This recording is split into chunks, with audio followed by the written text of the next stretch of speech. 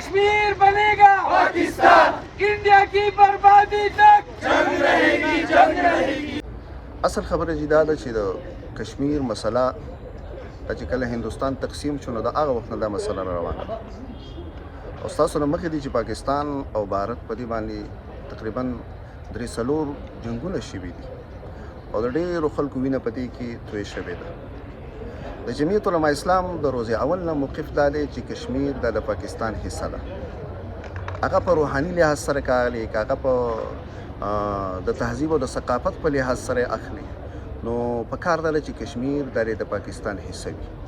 او که موږ وګورو د کشمیر تاریخ راواخلو نو د کشمیر د 1340 نه واخله تر 1818 پورې په کشمیر کې مسلسل مسلمانانو حکومت کړی دی.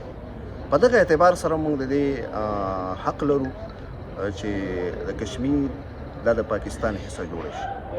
د جمعیت علما اسلام د دې احتجاج منوهلو بنیادی مقصد یو خدای چې د دې عزم اعاده کوي چې زمونږ کم هغه روز اول نه کم موقف ته موږ په هغه موقف باندې ولاړو او په عوامي سطح باندې د کشمیر مسله د په عوامو کې ژوندۍ ساتل غواړي.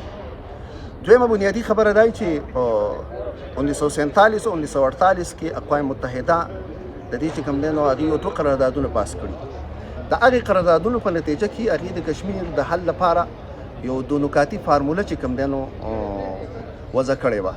هغه یو دا وه چې که پاکستان او بھارت د دواړه د کشمیر نه خپل فوجونه وباسي او دغه علاقه د غیر مسلح کړي.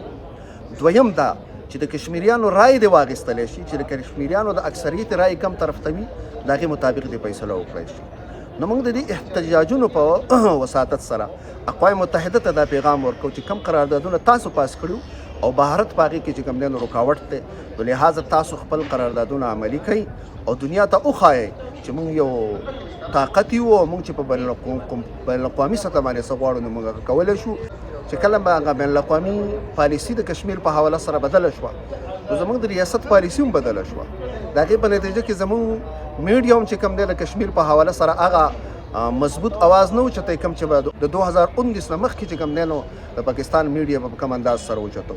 نو موږ د دې احتجاجونو په وساطت سره پاکستانی میډیا ته، پاکستانی حکومت ته دا پیغام ورکو چې تاسو د کشمیر د مظلوم د مسلمانانو د اواز د هغې اواز جوړ شئ او د هغې سره کلک ودرېږئ او د هغې د ازادۍ دپاره چې کوم دی عملي اقدامات وچلوئ.